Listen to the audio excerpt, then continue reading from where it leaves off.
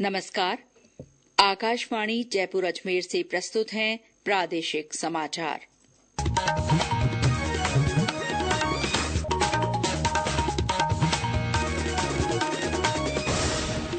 मुख्य समाचार।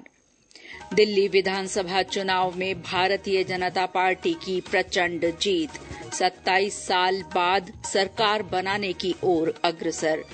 मुख्यमंत्री भजनलाल शर्मा ने मंत्रिमंडल सदस्यों और भाजपा विधायकों के साथ प्रयागराज महाकुंभ में पवित्र स्नान किया। राजस्थान मंडपम में बैठक भी की। केंद्रीय कौशल विकास और उद्यमिता राज्य मंत्री जयंत चौधरी ने कहा, नागौर में फूड प्रोसेसिंग क्षेत्र में बड़ी संभावनाएं हैं। और सोम, माही और जाखम नदियों के संगम स्थल पर बेणेश्वर मेले का शुभारंभ।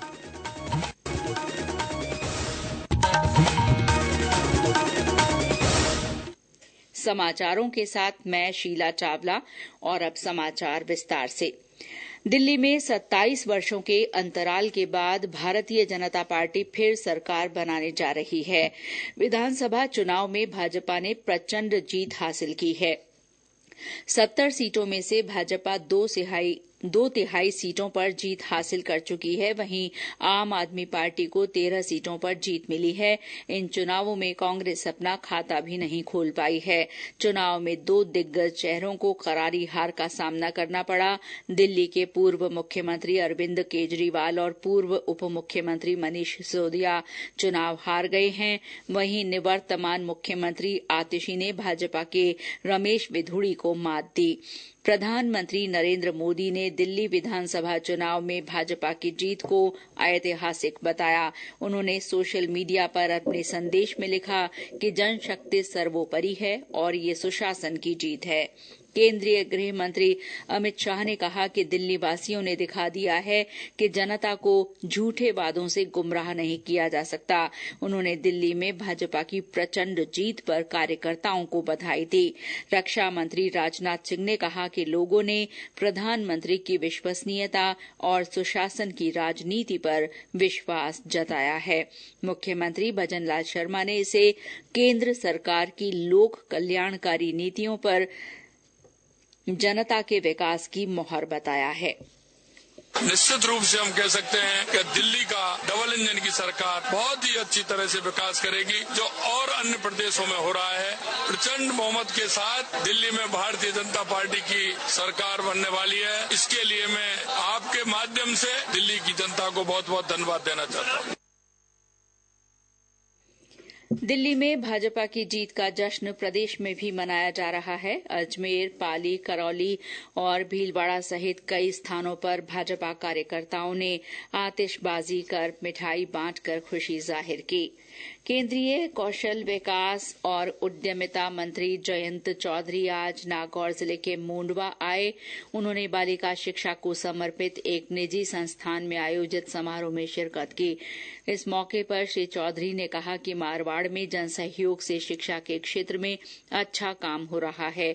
सीमित संसाधनों के बावजूद लोग मेहनत से आगे बढ़ रहे हैं। नागौरी पान मेथी का जिक्र करते हुए उन्होंने कहा कि नागौर में फूड प्रोसेसिंग क्षेत्र में बड़ी संभावनाएं हैं। राज्यपाल हरिभाऊ बागड़े भी इस अवसर पर मौजूद रहे। उन्होंने संस्थान में नए बने हॉस्टल और सभागार का लोकार्पण किया। राज्यपाल श्री बागड़े ने आज अन्य कार्यक्रमों में भी शिरकत की। वे आज सलूम्बर के चामंड भी पहुंचे।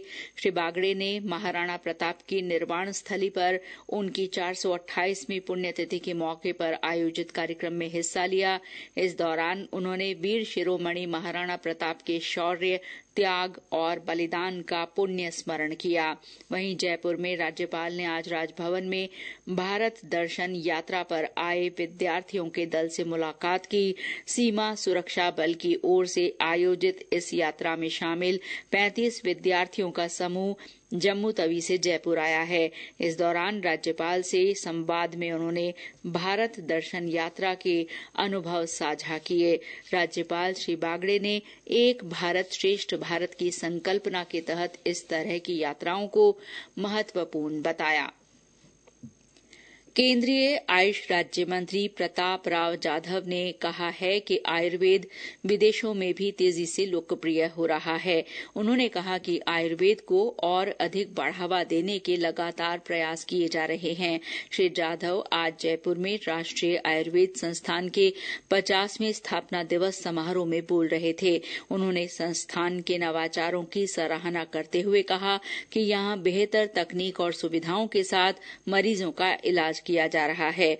उन्होंने आयुर्वेद के क्षेत्र में शोध को बढ़ावा देने के संस्थान के प्रयासों को महत्वपूर्ण बताया।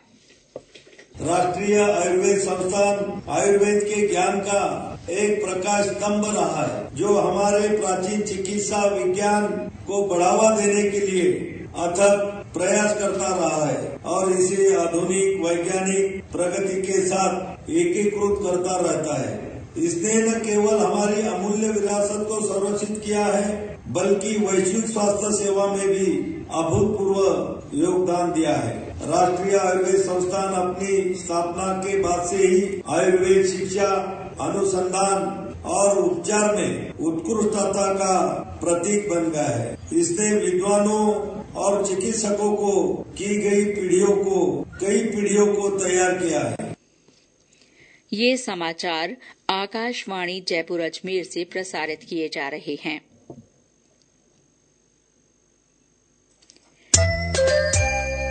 प्रादेशिक समाचार बुलेटिन आप हमारे x handle @AIRnews_Jaipur, YouTube channel Rajasthan AIR news और फेसबुक AIR न्यूज राजस्थान पर भी सुन सकते हैं। और अब समाचार महाकुंभ से।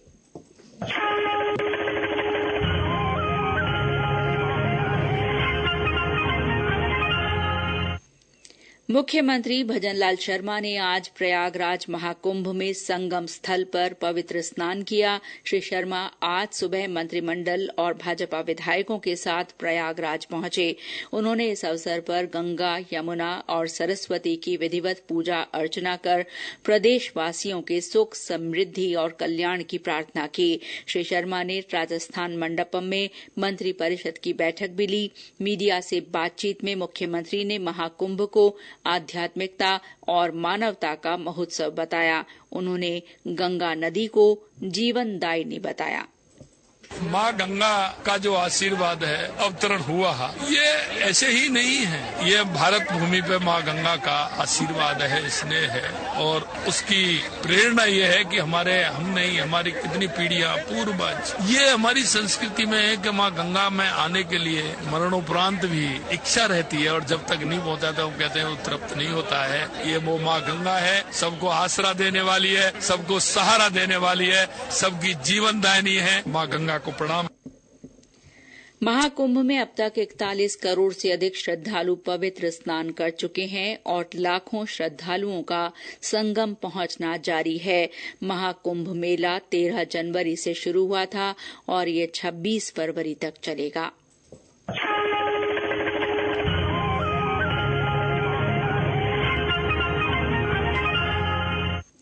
अलवर में सांसद खेल उत्सव का आयोजन किया गया। इसके तहत शहर के इंदिरा गांधी स्टेडियम में कई प्रतियोगिताएं हुईं।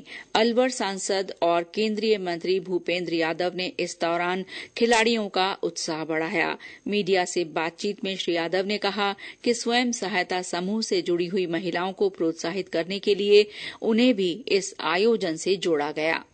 बहुत बढ़िया है। खेल उत्सव में इतना लोग उत्साह से भाग ले रहे हैं और सारे खेल के जितने भी भाग लेने वाले आयोजक हैं, जिस टीम ने दिन रात इसके लिए मेहनत करी है, स्थानीय हमारे प्रशासन ने सहयोग दिया है, हमारे खेलों के जो प्रशिक्षक वगैरह ये लगे हैं, तो मैं सबको बधाई दूंगा। और मैं मानता हूं कि युवा भी तरक्की करे, महिला भी तरक्की करे और प्रधानमंत्री जी के विजन को हम आगे बढ़ाने में लगे। उत्तराखंड में चल रहे 38वें राष्ट्रीय खेलों में राजस्थान के दल ने अब तक हुए मुकाबलों में 29 पदक हासिल किए हैं। इनमें 7 स्वर्ण, 6 रजत और 16 कांस्य पदक शामिल हैं। आज रुद्रपुर में राजस्थान की हैंडबॉल टीम का मुकाबला हुआ। वहीं कल हुए मुक्केबाजी मुकाबलों में राजस्थान ने रजत और कांस्य पदक जीते।